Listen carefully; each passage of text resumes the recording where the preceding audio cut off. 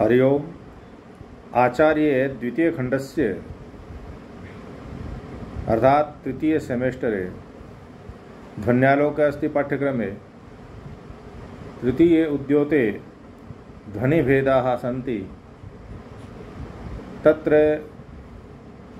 पूर्वस्मिन् मया ध्वनेः कतिपयभेदाः प्रतिपादिताः सन्ति। इदानीम् अस्यैव अर्थात विवक्षितान्यपरवाच्यस्य कविप्रौढोक्तिमात्र निष्पन्न शरीरस्य अर्थशक्त्युद्भवे प्रभेदे पदप्रकाशता उदाहृष्यते। तत्र प्रसंगेऽस्मिन् एकम् उदाहरणम् आयाति। चूतांकुरावतंसं क्षणप्रसरमहार्घमनोहरसुरामोदम्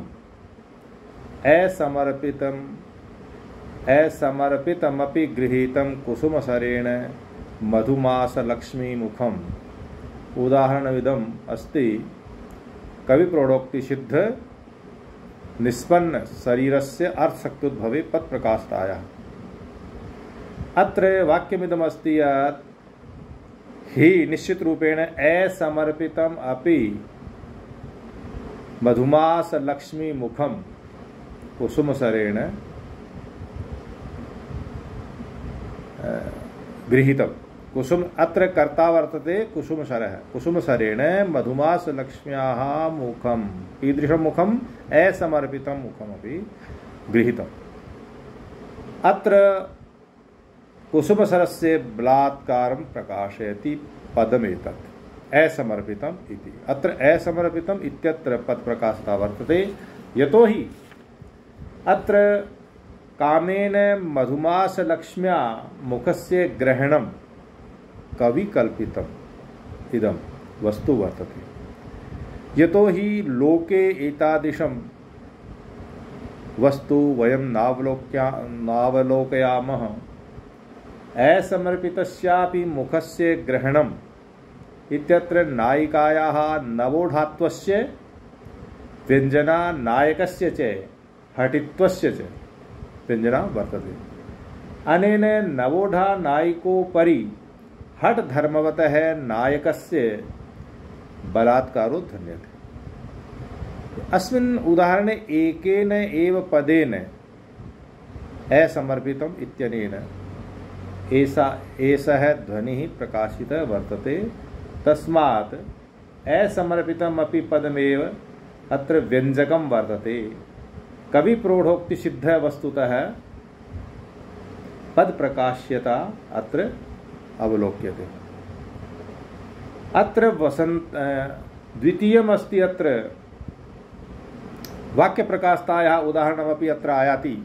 अर्थशक्त्युद्भवे कविप्रौढोक्तिसिद्ध अर्थशक्त्युद्भवस्य भेदद्वयं वर्तते। एकस्तु तत्र स्वतःसम्भवी, अपरस्य तत्र कविप्रौढोक्तिसिद्ध। उदाहरणमिदं पूर्वोक्तं मया यद् उदाहरणं तद् उदाहरणं कविप्रौढोक्तिसिद्धेः वर्तते। इदानीं पुनः पदप्रकाशतानन्तरं वाक्यप्रकाशतायाः अपि उदाहरणं अर्थशक्त्युद्भवस्य कविप्रौढोक्तिसिद्धे प्रभेदे प्रदत्तमस्ति। तदुदाहरणमस्ति सज्जयति सुरभिमासो। पूर्व द्वितीय उद्योते उदाहरणमिदम् आयाति। सज्जयति सुरभिमासो न तावदर्पयति युवती जनलक्ष्य मुखान् अभिनव सहकार मुखान् नव पल्लव पत्रान् अनंगस्य सरान्। मधु सुरभिमासः अर्थात बसंतः। बसंतः युवती जन लक्ष्य मुखान नव पल्लव पत्रलान सरान सज्जयति न तो अनंगस्य तावत अर्पयति। अनंग के लिए वो अर्पित नहीं करता है, वो सज्जित तो करता। सुरभि मास जो है वो अनंग को देने के लिए तैयार कर रहा है। क्या? बाण। बाण की विशेषता क्या है कि एक तो उनका लक्ष्य तो कौन है? युवती जन। युवती जन के जो मुख हैं उनको लक्षित करके वो ये विचार करके उसको बनाया जाता है, उसका प्रयोजन ये है। और हैं कैसे, बोलो नव पल्लव पत्रला, नवीन जो पत्ते हैं उनकी जो, जिनको हम कोंपल कहते हैं अथवा पल्लव, नवीन पल्लव, उनसे निर्माण वो कर रहे हैं सरों का, लेकिन उनको अर्पित नहीं कर रहे। अभिनव सहकार मुखान, अभिनव माने नवीन, सहकार कहते हैं आम्र को, नवीन आम्र के मुख वाले इस प्रकार के जो पल्लव हैं, पत्ते हैं, उनको तैयार तो करता है लेकिन समर्पित नहीं कर रहा है। यहाँ ये ध्वनि के लिए पद प्रकाशता के बजाय यहाँ वाक्य प्रकाशता है, क्योंकि इसमें एक से अधिक पद यहाँ आए हैं। सज्जयति आता है, नतावद अर्पयति है, तो बहुत से पद यहाँ पर हैं जो व्यंजक हैं व्यंग्य के लिए। तो अत्रैव प्रभेदे वाक्य प्रकाशता यथोदाहृतम प्राक, यानी दूसरे परिच्छेद में उद्योग में उसको उद्धृत किया गया है। तो यहाँ पर अत्र सज्जयति सुरभीमासो न तावद अर्पयति अनंगाय, वाक्य ये है क्या, सुरभीमास जो है वो बाणु को सरान सज्जयति, सरों को सज्जित तो करता है किंतु अर्पित अनंग के लिए अर्पित नहीं करता है। नित्यम वाक्यार्थ कवि प्रौढ़ोक्ति मात्र निष्पन्न शरीर है।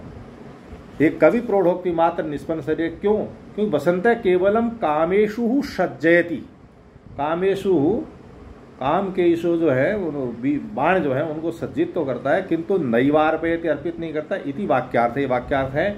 और कवि प्रौढ़ोक्त सिद्ध वस्तुत्वेन वसंते क्रम से काम से प्रगाढ़ावस्थां ध्वनतीति, कवि प्रौढ़ोक्ति सिद्ध वस्तु ध्वने वाक्य प्रकाशताया उदाहरण विदम। तो यहाँ पर लोक में हम देखते हैं कि हमारे लिए वसंत अचेतन है। तो अत्र इस अस्मिन् पद्ये अचेतनो वसंत है, सर निर्माता, मदनो धन्वी, धनुर्धारी कौन? मदन है। सर निर्माता कौन है? ये बसंत है।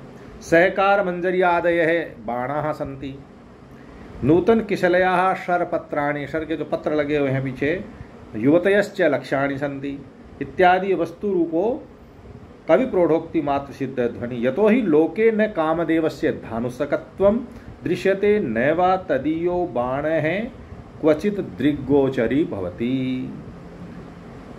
अतः कवि प्रौढ़ोक्ति मात्र सिद्ध वस्तुना वसंतस्य मन्मथोन्माथाय, मन्मथोन्माथ दायकत्वं वस्तु प्राधान्येन विज्यते। अत्र ये वस्तु ध्वनि है, वाक्यगत का उदाहरण है।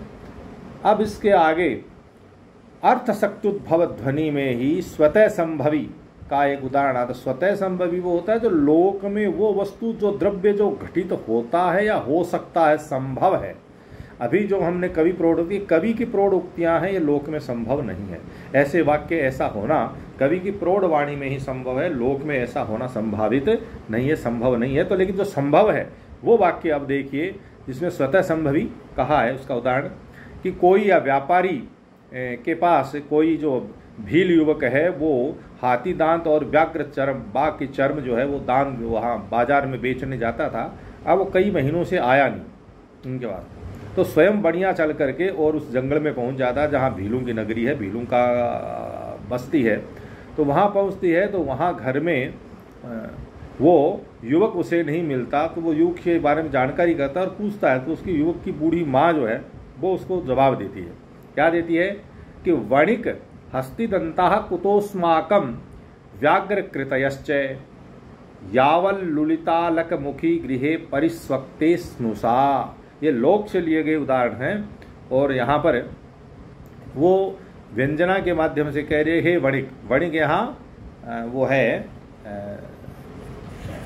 संबोधन का, कि हे वणिक, हे व्यापारी, हे व्यापारी हमारे घर में, हे वणिक यावत काल पर्यंतम अत्र लुलितालकमुखी, लुलितालकमुखी अर्थात लुलित हैं, अलग जिसके, बिखरे हुए हैं, विकीर्ण हैं, इतस्ततः है लुलिता अर्थात इतस्ततो विकीर्णाः, अलका चूर्ण कुंतलाः, खुले हुए केश वाले, यत्र तादृश मुखम यस्या तादृशी स्नुषा, यानी पुत्र भार्या, पुत्र की जो पत्नी है वो जब तक इस रूप में है, तावत काल पर्यंतम अस्माकं गृहे गज दशनाः व्याघ्र चार्मश्च व्याघ्र चर्माणि च ए न कुतः कुतः यानी कस्मात् भवत्, संभवंती, ये संभव कैसे हो सकते हैं? तो यहाँ पर यावत् स्नुषा लुलिता कुंतल वदना स विभ्रमं संक्रम्यते तावत् गृहे हस्तिदंत व्याघ्र चर्मादि नाम अभाव इति वाच्यार्थ। जब तक मेरे घर में खुले हुए केस वाली बहू घूम रही है तब तक मेरे घर में व्याघ्र चर्म और हाथी दांत उपलब्ध नहीं हो सकते, क्योंकि हमारा जो बालक है वो उसी में निरंतर लगा रहता है। अर्थात सच पुत्र से सतत संभोग क्षामतया, निरंतर वो अपनी पत्नी के साथ, अपने बहू के साथ संभोग में निरत है, व्यस्त है। उस कारण से मृगार्थ असमर्थता, उसकी मृगया में या शिकार में जाने में असमर्थता है, और उस कारण से ये सब चीज़ें संभव नहीं हैं। इसलिए यहाँ पर चूँकि ये लोक की घटनाएं, लोक में यथार्थ में ऐसा होता है, तो यहाँ पर ये स्वतः संभवी का ये उसका उदाहरण है। स्वतः संभवी जो है उसका पद प्रकाशता इसमें बताई गई है। अब यहाँ एक उदाहरण वाक्य का भी आता है, और वाक्य का भी भीलों की नगरी से ही संबंधित है, जहाँ पर कोई भील युवक जो है उसके कई पत्नियाँ हैं, क्योंकि भीलों की संस्कृति में एक से अधिक पत्नियाँ संभव हैं। तो यहाँ उसके कई पत्नियाँ हैं पहले से, लेकिन अभी अभी एक व्याध की बहू और आई है। व्याध मन शिकारी, शिकार करने वाला, निरंतर जंगल में रहने वाला, शिकार करने वाला। चौथी पत्नी हुआ, तीसरी चौथी जो भी कोई लाया, बहुवचन है तो इसका मतलब 3 उसकी पहले से हैं। तो चौथी पत्नी उसके यहाँ आई है, तो वो मोर पंख सिर में लगा कर, जूड़े में लगा कर, और वो इठला रही है अपने आप को, वो जो है वो सौभाग्यशालिनी बता रही है। और पहले वाली पत्नियां, उनके गले में मोतियों की सुंदर सुंदर माला हैं, ऐसे आभूषणों से वो सज्जित हैं। फिर भी उनके बीच में केवल मोर पंख को लेकर के और इठलाती हुई उसकी स्थिति का चित्रण है, उसे कामिनी का। तो यहाँ कह रहा है सिखिपिच्छ कर्ण पूरा जाया व्याधस्य गर्विणी भ्रमति। सिखिपिच्छ कर्ण पूरा, सिखिपिच्छ यानी सिखी नाम है मोर का, शिखा है उसके, तो सिखिपिच्छ मोर के कर्णपुर, मोर के जो पंख हैं उनको आभूषण रूप में कर्णपुर में काम में लेती हुई इस प्रकार की व्याध की जो गर्विणी स्त्री है, नवीन जाया, जो अभी अभी जिसका विवाह हुआ है, इस प्रकार के वो गर्वपूर्वक किनके बीच घूम रहे? मुक्ताफल रचित प्रसाधना नाम, मुक्ताफल मोतियों के जो फल है मोक्ति के, उनके फलों से जिन्होंने प्रसाधन किया है, यानी मोतियों की माला जिन्होंने पहन रखी, इस प्रकार की सपत्नी नाम मध्य गर्विणी भ्रमति, गर्विणी पत्नियों सपत्नियों के बीच में गर्वपूर्वक वो भ्रमण कर रही है। तो यहाँ अनेनापि वाक्य ने, इस वाक्य में भी व्याध वध्वाहा, व्याध की जो वधू है कैसी? जो सिखिपिच्छ कर्ण पूराया, सिखिपिच्छ कर्ण पूर्वाल, इस प्रकार की नव परिणीताया कस्याश्चित सौभाग्यातिशयम प्रकाश्यते। क्यों है ऐसा? वो गर्व क्यों है उसको? तो कह रहा है कि तत्संभोग रतौ मयूर मात्र मारण समर्थ है, उसके संभोग में निरंतर व्यस्त रहने के कारण वह हाथी दांत अथवा अन्य चीजें लाने में समर्थ नहीं है। वो बहुत दूर तक जा नहीं सकता, क्योंकि उसके निरंतर आसपास ही रहता है। तो आसपास जंगल में तो केवल मोर ही उसे उपलब्ध होते हैं। लेकिन वो स्त्री खुश है, मोर का पंख पाकर भी खुश है, क्योंकि स्त्री का पहला प्रेम उसका पति है। अगर उसका पति उसके पास उपलब्ध है तो उससे बढ़कर के उसे कोई नहीं चाहिए। आभूषण जो है वो पहली प्राथमिकता नहीं, उसकी दूसरी प्राथमिकता है। तो तत्संभोग रतौ मयूर मात्र मारण समर्थ है, पतिर जाता है इति एतत् ऐसा अर्थ है प्रकाश, एतत् अर्थ अत्र प्रकाशयति। तदन्यासाम चिर परिणीतानां मुक्ता फल रचित प्रसाधनानां दौर्भाग्य अतिशय। दो ही बात है, उस गर्भिणी स्त्री का तो सौभाग्य अतिशय है और उनका दौर्भाग्य अतिशय है। भले उसके पास मुक्ता फल है, लेकिन उनके पास क्या नहीं है? पति का प्रेम उस रूप में नहीं है जिस रूप में वो पति का प्रेम पा रही है। अब एक प्रश्न यहाँ उठता है, और वो ये उठता है, यहाँ ध्वनिकार एक प्रश्न करते हैं कि ध्वनि जो है उसको काव्य विशेष कहा है। तो कह रहे, एक पैरा आ रहा है यहाँ कि ननु ध्वनि काव्य विशेष है इत्युक्तम तत्कथम तस्य पद प्रकाशता। कहीं वो काव्य विशेष है, शब्दों के समूह को काव्य कहा गया है, तो उसमें पद प्रकाशता कैसे आएगी? एक पद से ध्वनि का ज्ञान कैसे होगा? काव्य विशेषो ही विशिष्टार्थ प्रतिपत्ति हेतु शब्द संदर्भ विशेष। कि काव्य जो है विशिष्ट अर्थ को उपलब्ध करवाने के कारण ऐसे शब्द संदर्भ शब्द समूह विशेष को कहा जाता है। तद भावश्च पद प्रकाशत्वे नोपद्यते, उसका भाव अगर वो उस स्थिति नहीं है और केवल पद प्रकाशता में उसको खोजेंगे तो उसकी प्राप्ति ध्वनि के नहीं होगी, क्योंकि पद जो हैं वो वाचक नहीं होते, वो स्मारक होते हैं। पद तो स्मारक होते हैं, वाचक नहीं होते हैं। यहाँ पूर्व पक्षी ये कहना चाह रहे हैं कि तत्र पूर्व पक्षी कथयितुं शक्नोति यत् न स्यात् एव पदानाम् अवाचकत्वं ध्वन्याभावे के हेतु ध्वन्याभावे हेतु किंतु काव्यम ध्वनि तच्च अनाकांक्षा प्रतिपत्तिकारी। ऐसा वाक्य जिसमें आकांक्षा न रहे, इस प्रकार के पद समूह को विशिष्ट अर्थ को देने वाले पद समूह को वाक्य, इस प्रकार के पद समूह वाक्य जो है उसको काव्य कहा गया। तो उसमें पद प्रकाशता कहाँ से आएगी? तो ध्वनिकार कहते हैं कि हम भी वहां नहीं मानते। वयमपि पदमेव न ध्वनिरे व्यपदेश्यम विद्मः, हम भी पद को ध्वनि का उपदेश देने वाला, ध्वनि को कहने वाला नहीं मानते हैं। ध्वनिस्तु समुदाय, ध्वनि समुदाय विशेष है, और समुदाय जो है वो किसका है? वाचक वाच्य व्यंग्यानाम। यहाँ वाचक वाच्य व्यंग्यों के समूह का नाम ध्वनि है। तेनैव पदात् प्रकाशो यस्ये तत्पद प्रकाश ध्वनि इत्युक्तम। उसी कारण से, उसी से पदात् प्रकाश है, पद से प्रकाशित यस्य पद प्रकाश ध्वनि इति कहा गया है। आगे ये कह रहे हैं तत्रापि, वहां भी पूर्व पक्षी फिर कह सकता है कि यदि पदस्य ध्वनि प्रकाशता ध्वनि प्रकाशन सामर्थ्य तरही तस्य वाक्येन सह क्या संबंध है। अगर पद ध्वनि का प्रकाशित करता है तो वाक्य के साथ संबंध क्या है? क्योंकि अखंड वाक्य ही जो है वो ध्वनि को प्रकाशित करता है, अखंड एवं प्रतिविक्रम है।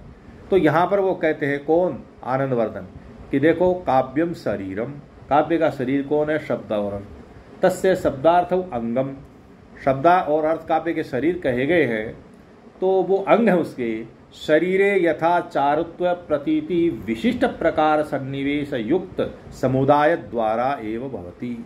शरीर में विशिष्ट अर्थ को प्रतिपादित करने वाले विशिष्ट प्रकार का सन्निवेश किए गए जो समुदाय हैं, अवयव हैं, शरीर के विभिन्न अवयवों में सौंदर्य रहता है, उसी के द्वारा प्रकाशित सौंदर्य प्रकाशित किया जाता है। उसी प्रकार काव्य शरीर में भी ये कह रहे हैं कि विशिष्ट प्रकार सन्निवेश युक्त समुदाय द्वारा एव भवति चारुत्व प्रति।